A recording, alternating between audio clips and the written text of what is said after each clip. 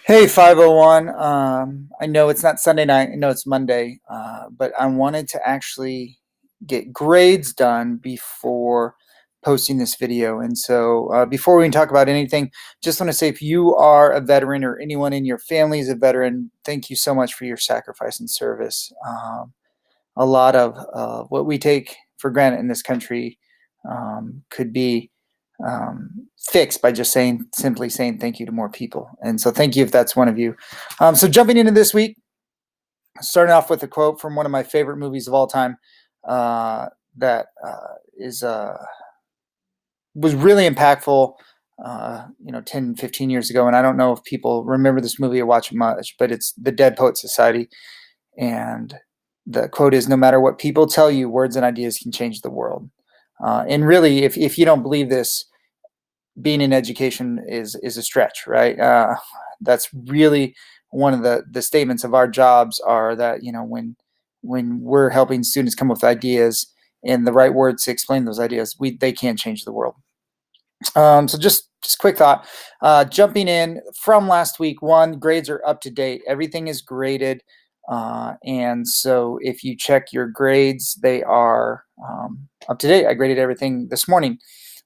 Quick note, if at any point you get close to a B, like 80% B, and you're in danger of maybe falling below that, Concordia does require their professors and instructors to submit what's called an academic warning. And it sounds big and scary, and it really isn't. It's just to notify the right people that you need some help or some extra support. And so no one right now is got an academic warning, but week 4 is kind of one of the deadlines to submit those. But you can get one at any point in your program. So if you are hovering around at 84, 83, 80-ish or lower in any class, just know the instructor they are required to submit those. And so it's just kind of to help notify the right people that a student needs more support. Check-in reminders. I only got an email of one check-in. Those check-ins are for you to get feedback from me on projects that are upcoming. And so, one, I would still like to have your check-ins, even though it's for an assignment due at the end of this week. If you have them, make sure you send it or share it with me through email. And then the form quiz that was from week 4, there was a Google form quiz. Only 2 of you took that. And once again, I would like you to go back in and finish that. It's really important for you to go in and finish that. So just a couple updates from week 4. This week, we're looking at, once again, more elements of 21st century education learning, which, once again, I don't love that phrase because it implies that it's in the future, and it's not. It's here. It's what learning is going on currently.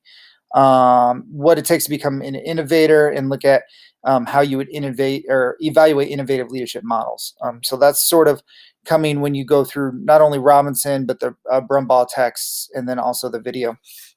So this week I'm going to go through it a little bit differently. Obviously, you guys know by now that all the information here, this is the announcement, and everything's kind of bullet pointed out for those of you that need the bullet points or brains work that way like mine do. But I'm just going to pop into week 5 and kind of go through some of these tabs. And so there's the video, and there's the content that you need to read for this week. Once again, chapter 6 in Robinson, just a couple pages in different areas of the Brumbaugh book. So it's not a whole lot. We're going to discuss, pop over the discussion question.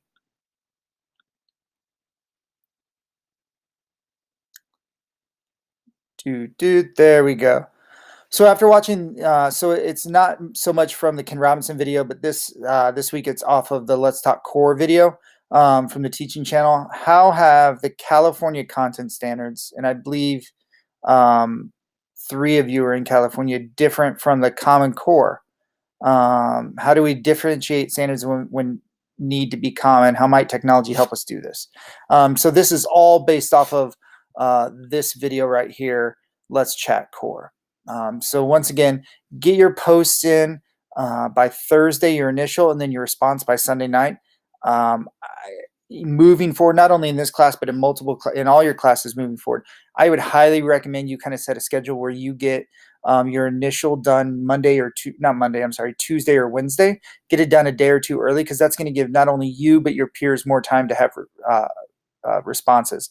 So if everybody waits till Thursday, then it's a quick flip around to get two responses in and have a conversation.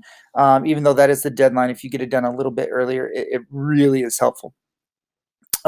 Just wanted to highlight again the self-paced e-lessons. Those are going to be in every class, and when you go through, once again, it looks a little outdated. And this one is all audio. If you have time, there is some good information in here. I have listened through this a couple times now, and it's good. So it's one of those where I'm cooking or doing some cleaning or something, and I just had it on in the background, so I was listening to it almost like an audible book. So your collaborative exercise, and I didn't change this here, but I will as soon as this video is done, but I did change it right here. You're going to create a shared doc, and your task is to design a lesson or unit project plan. So you don't actually have to develop the actual project or a lesson plan, but you need to develop the outline essentially that says, how do you use Common Core standards and technology together? How do you integrate them and use them intentionally? And so you're going to use a Google Doc to show this to me.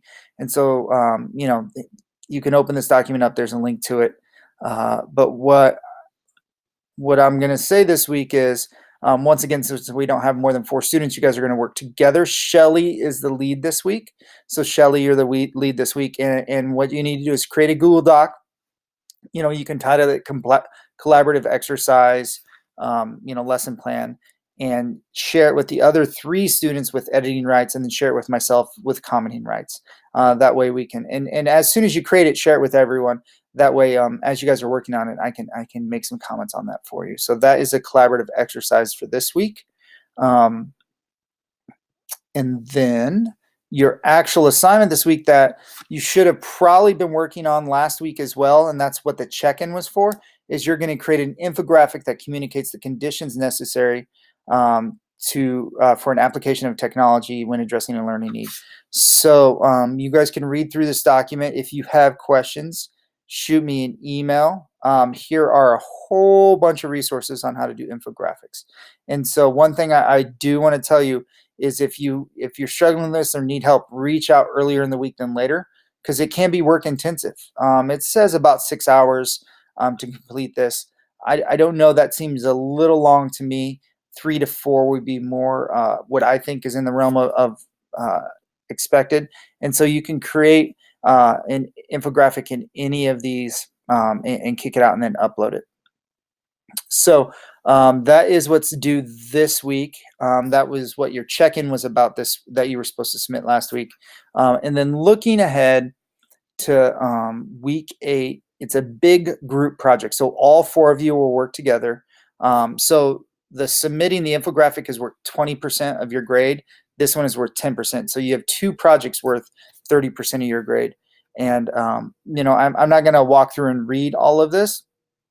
But it really does a good job of stepping you through everything that you need to think about.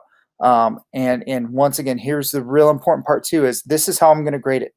And so if you need to make sure all these areas are addressed to this level if you want to get highly accomplished.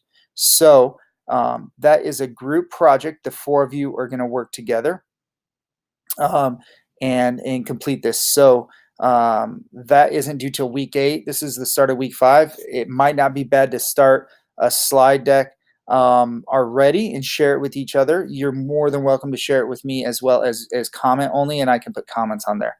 But it really does tell you, it goes back through the background story of the rollout of a lot of iPads, where the whole LA Unified School District was getting iPads, and definitely it was not a smooth rollout, and there were a lot of lessons learned there. So that is what is due in week 5 or week 8. That's coming up in week 8. But now it's time to definitely start thinking about it. And so that is week 5. If you guys need anything, please reach out. And once again, quick reminder that if you did not finish or submit your check-in or do your Google form quiz from week 4, please do that as early as possible. And that quiz is right here. I'm sorry, you can get to it right there. It's that checkbox right there if we open it, and that will take you to that practice quiz. So I hope everybody has a great week, and if you need anything, please reach out.